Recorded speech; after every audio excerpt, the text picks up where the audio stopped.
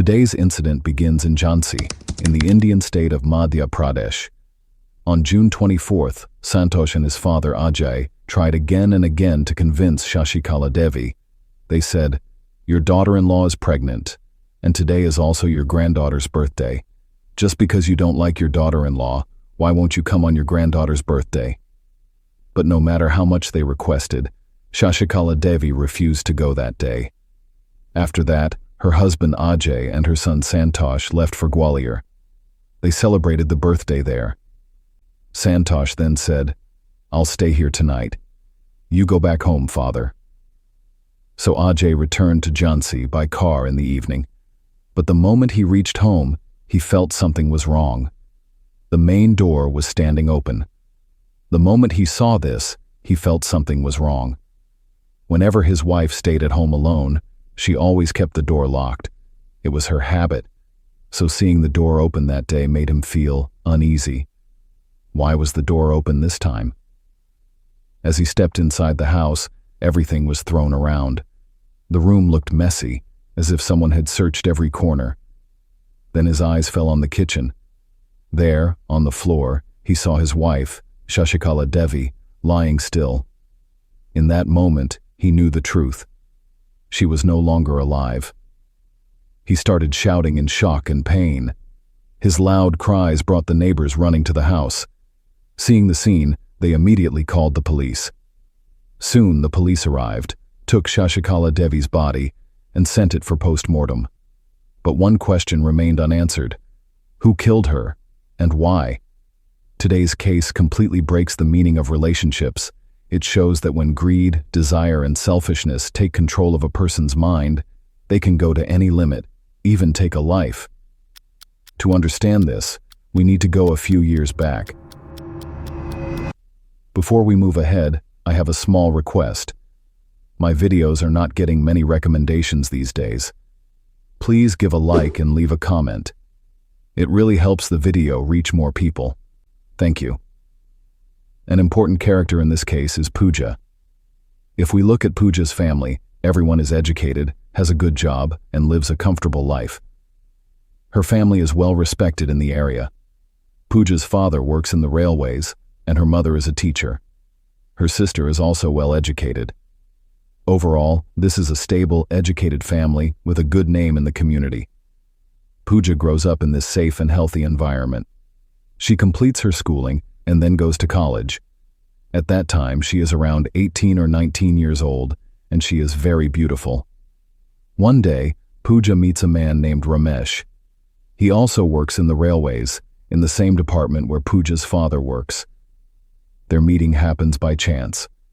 After that, they slowly start becoming good friends. With time, their friendship slowly turns into love.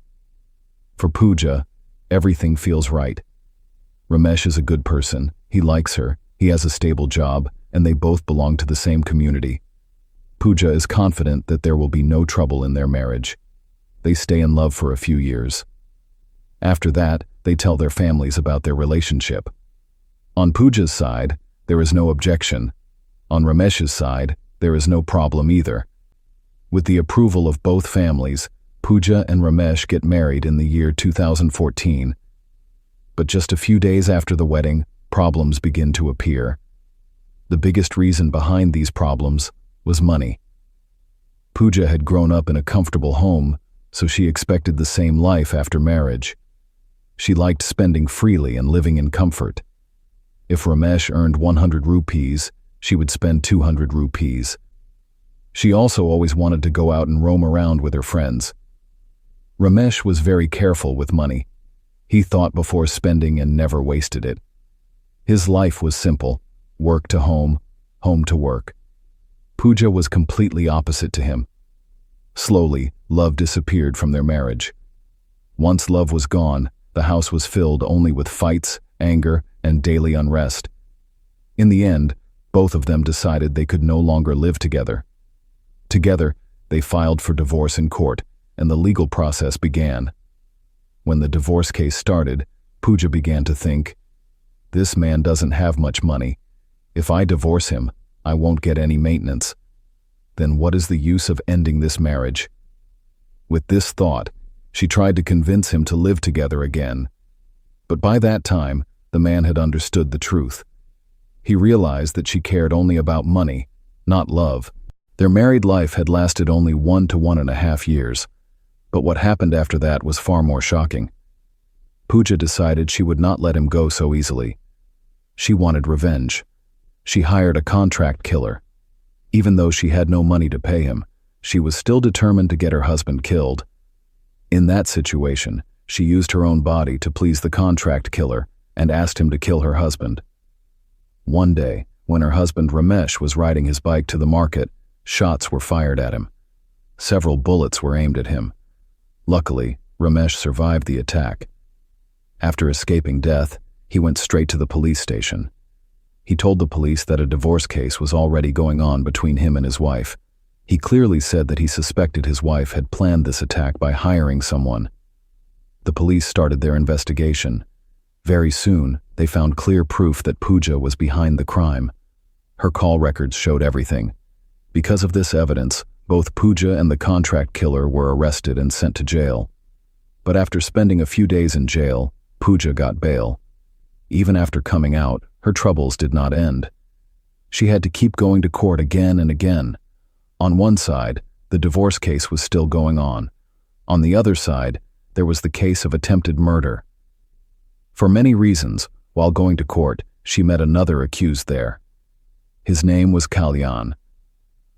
As they started talking again and again, a bond slowly formed between them. With time, this bond turned into a romantic relationship. Kalyan already had 6 cases against him, including theft, assault, and other serious charges.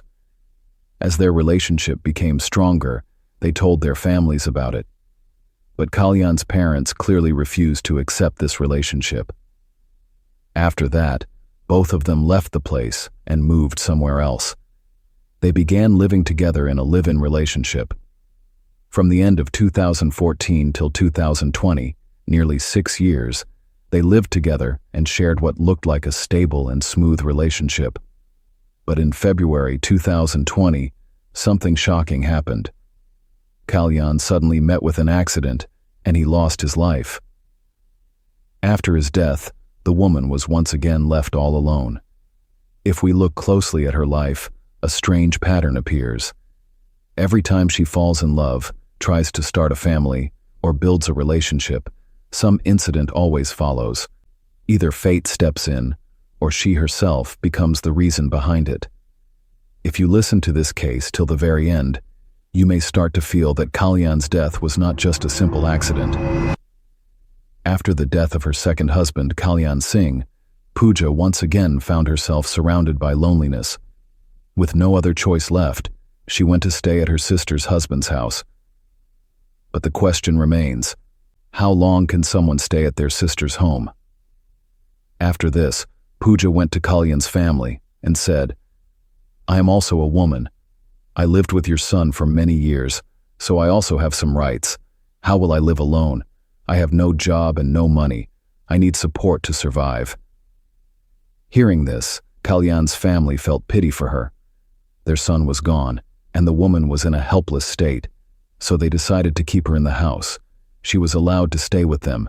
Kalyan's family had a father, a mother, and an elder brother who was already married. Now you clearly understand how Pooja is connected to this family. But after she started living there, something happened that no family would ever accept. Slowly, an affair began between Pooja and Kalyan's elder brother, Santosh. Santosh was already married. His wife's name was Rani, and they had a young son. They were living a happy and normal family life. But when Pooja entered that family, her attention slowly shifted to Santosh, the main man of the house. Quietly and in secret, she started a relationship with him. It was not just an emotional bond, it turned into a physical relationship as well. Both of them knew this was wrong. But even mistakes have their own intoxication. In those moments, there was no clear thinking and no sense of guilt. After some time, Rani found out about this affair. She told everything to her mother-in-law, Shashikala Devi. Together, Rani and Shashikala Devi raised their voices and opposed this relationship. But Santosh refused to listen. He did not accept his mistake, nor did he stop the relationship in any way. Suddenly, one day, Santosh married Pooja and brought her into the house. But marriage did not solve anything. Instead, the problems became even bigger. After seeing this, Rani left the house. Shashikala Devi clearly said that there was no place for them in that home. Because of this, Santosh and Pooja moved to Gwalior and started living there. Santosh would sometimes return from Gwalior to meet his parents and then go back again. At this stage, the whole family was completely confused. Then a time came when Shashikala Devi and her husband Ajay sat together and thought deeply. One daughter-in-law had already left the house. Their elder son Santosh was living far away with Pooja. Their younger son had died in a road accident. How long could they live alone like this? Life could not continue in this way. In the end, they called Santosh and Pooja and asked them to come back and live with them. After that, Santosh and Pooja returned and moved into the house. But during this time, another doubt slowly started growing in Shashikala Devi's mind. She began to notice small things. She felt that her husband Ajay was showing too much care and closeness toward their daughter-in-law Pooja. That affection looked unusual and far more than normal. Slowly, deep inside her heart, Shashikala Devi started suspecting that there might be some kind of relationship between her husband Ajay and Pooja. She was not fully sure, and because she had no clear proof, she could not say anything openly. Instead, she began putting pressure on Pooja in different ways. But suspicion was not the only reason for this pressure. After coming to this house, Pooja started demanding her share of property from her former husband Kalyan, nearly 18 bighas of land. Her real plan was to sell that land, build a house in Gwalior, and live a comfortable life there. When Pooja placed this demand in front of the family, Santosh and Ajay agreed in a strange way. They said yes and were ready to sell the family's 18 bighas of land. But Shashikala Devi stood firmly in the way. Pooja tried many times, but she could not convince her at all. While things were already tense in the house, one day Shashikala Devi received some information that turned everything upside down. Until then, Shashikala Devi believed that Pooja's first marriage was with her son Kalyan. But a few days later, she learned the truth about Pooja's past. Pooja had been married before, and it was not just a normal marriage. She had tried to get that husband killed by hiring a contract killer. So how could a mother-in-law like Shashikala Devi accept such a woman in her house? Because of this, she clearly told Pooja to leave once again. Arguments broke out, and Pooja left the house. After that, Santosh kept moving between the two places. Sometimes he stayed with Pooja, and sometimes he returned to live with his parents. At the same time, Santosh often had fights and disputes with his former wife, Rani. Life continued in this confused, intense way. But the biggest turning point in this whole situation was that between 2020 and 2025, Santosh and Pooja had a daughter together. This meant that Pooja became a mother through her husband's brother, who was now her second husband. As days passed, the date finally came, June 24th, 2025. That day was the birthday of Pooja's daughter. Everyone was invited to the celebration, but the mother-in-law did not attend. The father-in-law and the son went there and celebrated. The son stayed back, while the father-in-law returned home. When he came back, he saw his wife's condition, about which I have already told you. During the investigation, the police first looked at many angles, including robbery. But when they failed to move forward, they noticed something very important. At the time of Shashikala Devi's death, Santosh's first wife, Rani, was present during the last rites. But Pooja did not come to the house even once. She did not ask anything, neither during the last rites nor after that. Seeing this, Ajay began to suspect that Pooja might be behind the entire incident. Because of this suspicion, the police brought Pooja to the police station and started questioning her. In every round of interrogation, Pooja kept saying that she knew nothing about what had happened. The police then checked her call details and phone records. After this, they arrested 2 more people and brought them in. One was Kamini, and the other was Ankit. However, in this case, the police could not arrest all 3 accused at the same time. First, the police caught the 2 sisters. After that, arresting Kamini's husband, Ankit, became very hard for the police. In the end, they found him at a certain place. When the police tried to catch him, Ankit tried to run away. The police fired a shot, and the bullet hit his leg. After that, he was caught and taken to the police station. There, all 3 were made to sit face to face. Slowly, the whole investigation was opened completely. Kamini was Pooja's sister, and Ankit was Kamini's husband. When the police questioned all 3 together, they started telling everything one by one, like parrots. As they spoke, a dark and evil plan came out in front of everyone. Pooja said, "I could clearly see that there was only one thing stopping me from getting everything I wanted, my mother-in-law, Shashikala Devi. She was not letting me sell the land. So in that situation, I told my sister and her husband that if they killed Shashikala Devi, all the jewelry in that house would be theirs. And later, when I sold the land, I would also give them a share of the money. My sister and her husband both agreed to this plan. We fixed the date, June 24th, which was my daughter's birthday. On that day, using the birthday as an excuse, I called my father-in-law and my husband to come over. My mother-in-law was left alone at home. I knew my mother-in-law would not come with them. At that time, my sister and her husband drove almost 100 kilometers straight to that house. After reaching there, they gave my mother-in-law, Shashikala, an injection and made her fall asleep. Then they strangled her.